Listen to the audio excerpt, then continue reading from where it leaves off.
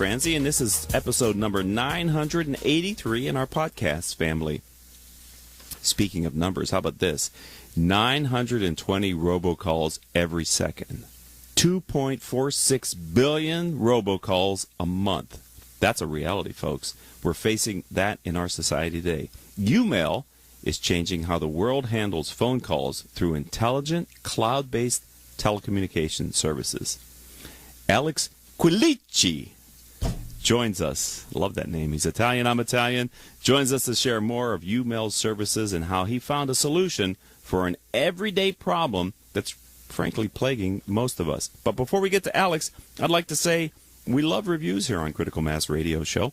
And if you could go on your favorite podcasting platform, write a short review of our show, it really helps others to find our program. You know, since we started doing the show in 2009, we've reached hundreds of thousands of listeners through our podcasts and our live stream here on octalkradio.net. Alex, welcome to the program. Thank you for having me on. Let's try it again. Alex, welcome to the show. Thank you for having me on. Live radio, baby. We'll fix that in post. Not a problem. Let's start with you. Can you think of an interesting story that maybe the audience can listen to and learn a little bit about you as a leader? Sure. So, some people are born to be entrepreneurs. I'd say I didn't fall into that category. So I got a PhD in computer science, and when you do that, you're, doing research that maybe helps 50 or 100 people. I became a professor after that briefly. Really? Yeah, I was a professor, and there I found I was helping, a couple hundred people a semester. I wrote a textbook, so now I'm starting to influence more people, tens of thousands, 50,000. And as I was doing all that, I started wanting to do more, like influence more people, right? Okay. And so what I did is I'd look at these different products and services that were coming out for the internet and saying, geez, these are affecting 5 million, 10 million, 15 million people. I want to figure out how to do that. And so I tackled that with a couple of smart partners. We formed a company called Quack.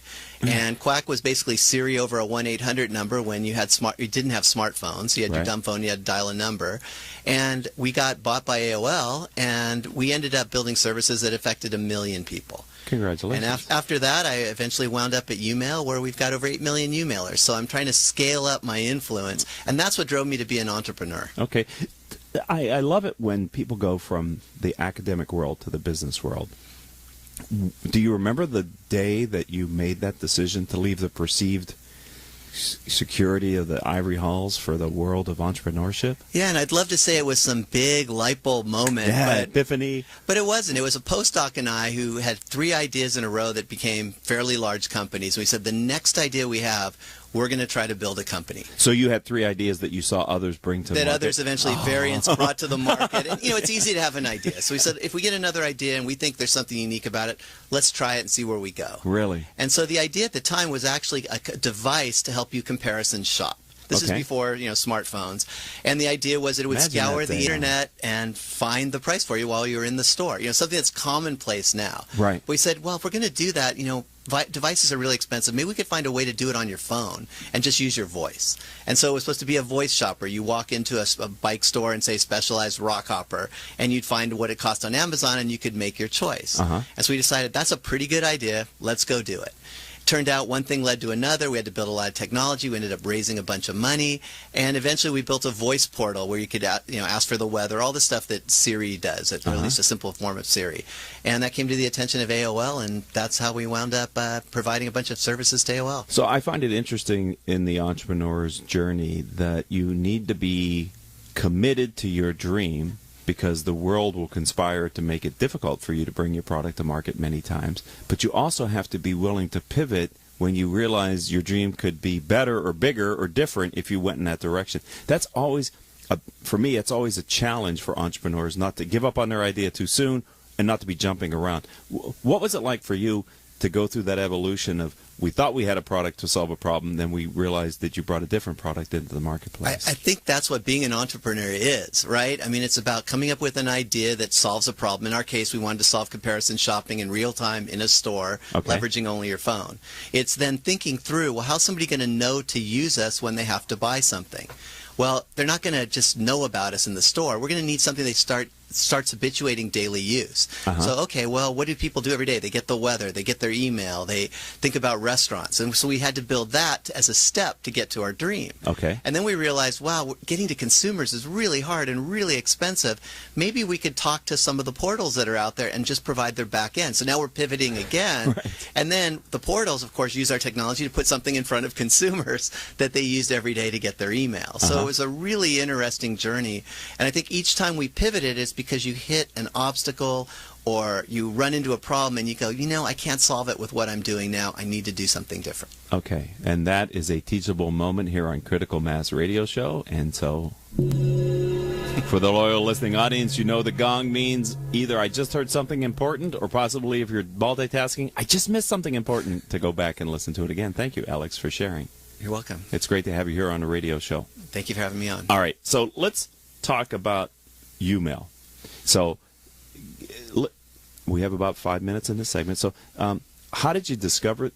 You're not the founder, so how did you discover this firm? And just sort of start in the beginning with the discovery and take us through kind of where you are now and what the firm does. So originally what YouMail was a better voicemail service. And it was founded by a couple of folks who had the idea that when people call, you could give them a personal greeting. So mom gets one greeting, your wife or girlfriend gets another greeting, or if you have both, then 2 different greetings.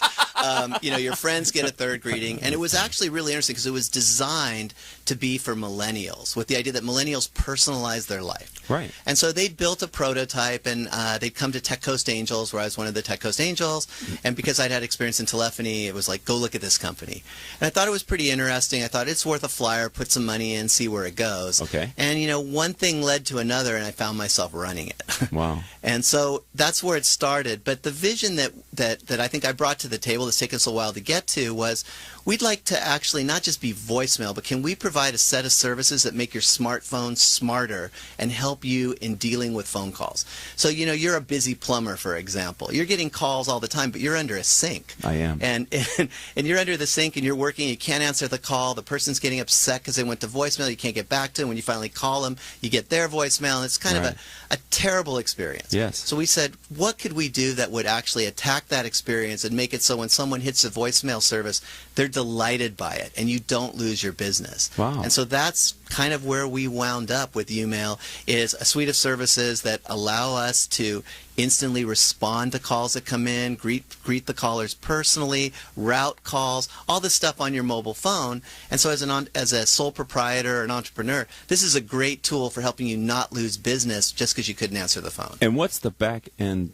How does that work? I don't want to get geeky on you, believe we don't need that, but what's the intelligence behind the platform then? So there's a couple things. So basically we had to build a platform that could answer phone calls in the same way that people could. So it's figure out who called, throw away the calls that don't matter to you, figure out what sort of response you want to have to do, figure out where do you want to route the caller the message. And so we built technology to do each of those pieces. And it sounds really simple, but one of our features is what we call a smart greeting, greet you by name. So if we want the service to be able to greet a caller by name, hi Richard, Alex can't come to the phone, we have to be able to build a giant database that maps phone numbers to names just to be able to do that and maintain it. And so there's a whole bunch of that built into YouMail where we had to build these sort of smart components to build what seems like a pretty seamless, smooth, simple experience. Wow. But simple is hard. Yes, and what I've heard and learned from you already in the 10 minutes you've been here on the program, we're going to stop for a commercial break, is the power of questions that entrepreneurs ask. It's really critical. So hold that thought, ladies and gentlemen, because I have some more questions for Alex when we get back after this very short time out. This is just a simple message about one of the products or services that I do professionally. I hope you might take a minute and listen to it if you haven't before. And we'll be back in a minute with Alex Q from YouMail. Richard Franzi is a highly sought-after keynote speaker on topics of interest to CEOs of middle firms across North America. Richard's talks include Killing Cats Leads to Rats, a fascinating look at how unintended consequences of CEOs' decisions impact their firm's performance. Your Gray Matter Matters, which explores how a CEO's mindset can differentiate a middle market firm and define its culture. Richard delivers talks to a variety of audiences, ranging from executive team retreats to keynotes in front of hundreds of CEOs. To learn more about his talks, visit criticalmassforbusiness.com and select the contact page or call 949-887-4104.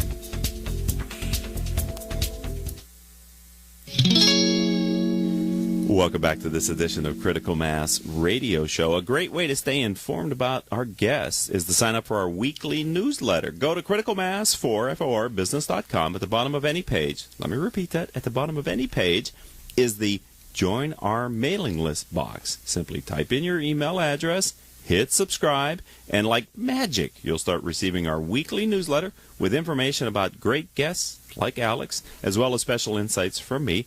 We do nothing else with your email address other than put you in our weekly newsletter. You know, one of the things that we were talking about off mic during that short break was who is the target audience demographic for YouMail? Can you share that with our audience? Yeah, our core target is a sole proprietor. So it's somebody trying to run their own business. For example, you're a plumber, you're a real estate agent, you're a contractor, you may run a small volunteer group. That's our core focus. An internet radio show. Internet radio show, and yes. There's lots of examples like that. In fact, in the U.S., there's 28 million very small businesses, which are really just individuals trying to create their own business and then grow it. Wow, so that's the target market. That's the target for you. Wow, that's a huge... It's hard, though, when you're a growing entrepreneurial concern to reach 28 million people, isn't it? You have to reach them one at a time, right? And so our philosophy has been get people on by having a good service and make the service somewhat viral so people who call in get a great experience and rely on word of mouth and that virality. And it's helped us grow quite large. Is it a monthly contract? How does that work? So we offer a free service which does some basic services. So one of the things is we block robocalls, as you mentioned earlier. Yes. We help make conference calls and group calls easier. And we do some basic things to have your callers have a better experience, like greeting them by name or sending them an automated text message with, say, a link to a website or so Really? on as part of the free. As part of the paid service, which is $12 a month for our what we call our professional edition, we basically amp up all of those things, Okay. right? So we really amp up our ability to greet callers professionally when they call you, personally and professionally. We amp up the ability to send a reply text message with, say, a link to your website and your email address, a link to an appointment book, whatever you want a caller who you couldn't answer the call to get. We allow calls to get routed. They can press 0 to talk to a person if you happen to have an assistant. Mm-hmm. And so there's a host of features that basically are what you'd want a virtual receptionist to do for you, Yes, that's but what for they said. $12 a month rather than $1,200 a month or more. Wow. So this sounds like an awesome customer service application. People don't like to wait anymore, right? We're an instant gratification society.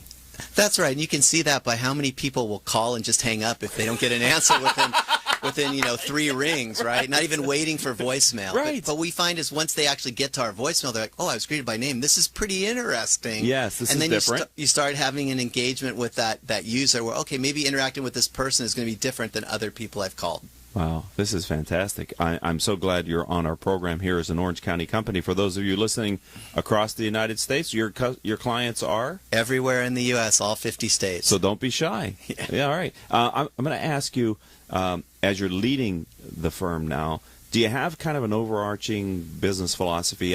Here on the radio show, we call it your guiding principle. We have taken, I'm holding up a book for those listening, watching the live stream, or maybe on YouTube later. You'll see the guiding, we call it the Power of CEO Guiding Principles. It's in our 3rd edition. So, Alex, could you share with us the guiding philosophy that you're using to lead and grow YouMail? So ours is really simple. It's about listening. So it's about listening to your intuition that there's a problem and you can solve it. It's about listening to your customers when they tell you your intuition wasn't quite right. So it's about listening to the customer support people saying, you didn't quite build what the customer wants or there's a problem with it. It's listening to your product managers when they put up something and said, we should really be doing this. And so you want to build a culture of listening. Part of listening means you're asking questions, but it's listening and then acting on that, not spending all your time telling people what to do. That's awesome. So in the first block, we talked about the power of asking questions. In the second block here with Alex, we're talking about the power of listening to people. And this isn't your first rodeo. You've had other successful companies that you've brought into existence. That's right. And grown and scaled. So for those of you that are looking to build that entrepreneurial spirit in your company, and you don't have to be a startup to have an entrepreneurial spirit, I would suggest you really pay attention to the conversation that Alex and I are having today here. Yeah, thank you. I really enjoy this. All right, let me ask you, how are you fighting against the growing issue with robocalls? I know there's the 1-800 do not call list, but I mean, what is it that you are doing that really So fight that? the gist of the way we view solving the robocall problem is to convince robocallers that every phone number is out of service. So when people have our service and we detect that a number is a bad guy, a robocaller, we'll play the dee-dee-doo, this number is out of service message. Okay. The robocallers then say, this is a number I don't need to call anymore, so I'm going to take you off the list and not call you, not only for the number I just called you from, but any of the 1,000 other numbers I might have. Wow. And so that's what we are trying to do. In order to measure our success, we wanted to see how big the problem was. How many robocalls do people get? And so we provided something called the YouMail Robocall Index, which says there's almost 30 billion robocalls over the last 12 months. So we picked a giant problem. Wow. We think we know how to at least solve a big chunk of it by fooling robocallers into calling somebody else because your number's out of service. Right. And we provide a solution that can identify, using some smart software, identify who those robocallers are and then play them that message. So I mentioned in my question the do not call list.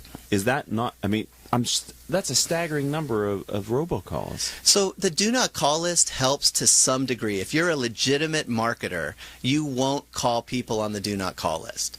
But the problem is there are tons of scammers calling left and right. If you're trying to pretend you're Microsoft or pretend you're Citibank and steal someone's credit card, Or Google. or a cruise ship scam, you could care less about a do not call list. You're just going to start calling random numbers or call from a list of people who might have responded to some other scam, and you're just going to harass them with calls, and it just doesn't matter there's a do not call list. There must be some level of, I know this isn't your business. We're here actually not to talk about robocalls, but to talk about YouMail. But there must be some ROI in robocalling for it to be that prevalent. Well, and one of the reasons it's gotten so bad is exactly that. The ROI is dependent on your costs and your revenue, right? Yes, right. And so costs drop to near zero. To make a phone call that rings 3 or 4 times, see if someone picks up and call the next one, or maybe leave a voicemail and try to get people to call you back, it's almost zero. Maybe you're paying a penny a call or something. So, if you get someone to pay $100 in your scam, 1 every 10,000, you're break even, and it's just not that hard to do. Wow. Okay. Well, this is an excellent product, YouMail. Again, I'm very enthusiastic that you're here. Final question, kind of on critical mass. Can you think about a time, Alex, when you've got some really great insight or input, and it came from a peer executive, a board member, somebody in your world who gave you that advice based on their experience? And if so, could you tell us about that time? Sure. So one of our board members actually once told me, you're not charging enough for YouMail. And this is when we were a free service and we were charging a couple bucks for our premium version. And I had all these reasons. I went to, no, I think we can barely charge this. We need to do all this stuff to make it better and worth more. And he simply said, well, have you tested it? And I felt like I was slapped in the head and that I couldn't believe we hadn't actually run a pricing test. And so we did. And over time, we've actually been able to raise the price substantially of the paid service of YouMail because we're providing so much value. And so what the message he got across to me is, what matters is how much value you're providing someone. That's how you price something. If you're saving a busy entrepreneur an hour a month even, that's worth $100, $200. So charging him 10 is no different than 2. You might as well charge the 10. Right. And focus on the value you provide to that audience and charge them for it. And I thought that was remarkably good advice. Well, and I love to focus on the quality that CEOs and leaders, the decisions that they make, because ultimately that's really where the rubber meets the road. Right? It is, and sometimes it's a hard decision because, you say, I'm going to raise the price or I'm going to charge a new price going forward, and people scream. There's a certain number of people like, that's terrible, why can't you do this all for free, or can you do a new version that's just a few ads I click on every month? And you as much as you care about everybody, to run a successful business, you've got to focus on your core audience and price your product accordingly and build the features they need. This is one of the hardest decisions for an entrepreneur business owner to make, which is to raise pricing, because many times in organizations, your own people sort of dissuade you from doing that for fear that it's going to make their life more difficult, or the sales department doesn't want to raise the price. I mean, so it's brave to raise the price, it's even braver to do it with some amount of research and questions and doing it with a methodology behind it. Well, and in our case, the other reason we did it is we needed to survive. So we needed to become somewhat break even. And then there's that. And you're doing the math and you're going, this makes it a bit easier. If we can do this, we're break even. If we can't do it, we have a real challenge on our hands. Right, yeah. And the confidence that the organization must have gotten, maybe, from seeing that people value you more than by paying you more, must also help the culture, I would think. It did, and I have to say I was the biggest person who was surprised at how much we were able to charge for it. I think maybe I'm naturally super cheap, or it wasn't providing the value to me that it was to people out on the field at the time, but I was really pleasantly surprised when after a couple of days we're looking at our data going, geez, we're actually getting more people to convert than we were at the lower price. This is really interesting. Do we have the gong handy? Hold on a second, ladies and gentlemen. 2 gongs in one show. We're in the bonus round now, ladies and gentlemen. Thank you, Alex, because a small movement in top-line price can have a significant impact on your operating budget as well as your bottom line. Yeah, let's say you're charging $5 a month and you can charge $6 a month. If you don't lose anybody, you just got $1 more of margin that you can use to pay people more, invest more, grow your business at no cost. Right. And so that's the really interesting thing. I mean, at some point you clearly hit a limit. Of course. But most entrepreneurs are far below that limit. Right. I love to talk with CEOs, and we look at their income statement, and they're really managing pennies maybe sometimes, or nickels inside the income statement from a cost perspective, and trying to save 1 or 2% in aggregate. When we turn to the top line and say, well, if we just move this one by 1%, the top line, and you don't adjust your expenses, look how that ends up on the bottom line. That's absolutely right? And you want your customers to be happy, but sometimes you think, if I had that extra $1, here's all the stuff I could do for that customer in the future to make our product even better. Right. And so you get more customers, and it becomes a virtuous circle simply because you got that extra $1. All right. Well, my engineer is telling me the show is over, ladies and gentlemen. So, Alex, if someone would like to learn more about YouMail, and our audience are CEOs and business owners and entrepreneurs across North America, they've got to be interested in the kind of services you provide. How do they find you online? So the easiest way is to go to youmail.com. That's youmail.com. We provide all the information and can link you to the app stores to download the app. Just that simple, huh? It's very easy. That's fantastic. Thank you for being a friend of the program. Thank you for having me on the show. It's been really fun. Yeah, welcome you to the Critical Mass community. And I just want to thank you for sharing a little bit about what you've learned as a successful entrepreneur and what you're doing to build and grow YouMail here today on the show. It's fun to share, and I hope there's an entrepreneur out there I helped. I'm sure you have. All right, ladies and gentlemen, I'd like to thank our engineer for today, none other than Paul Roberts. Our producers are Joan Park, Crystal Nunley, and Haley Stern, and I'm your host, Richard Franzi. If you'd like to learn more about the radio show, the books that I write, the CEO peer groups that I lead, then visit my company's website, criticalmass4business.com. And until our next show, I hope all of your business decisions will move your company in a positive direction.